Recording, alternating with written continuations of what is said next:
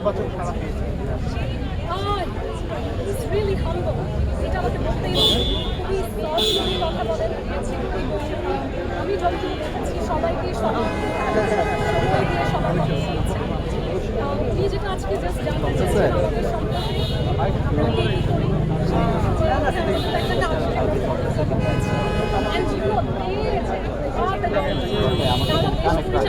আমি একটা প্রশ্ন করবো, শেষ করুক প্রশ্ন করবো।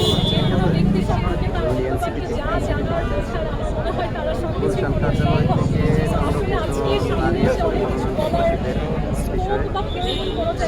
থেকে ছিল এটা একটা সুচর্যতা, এটা একটা সম্মানের বিষয় যে আজকে রাজনীতির পথ চলা দিয়ে তোমরা একটা সাক্ষাৎ সেটা একটা মত কিন্তু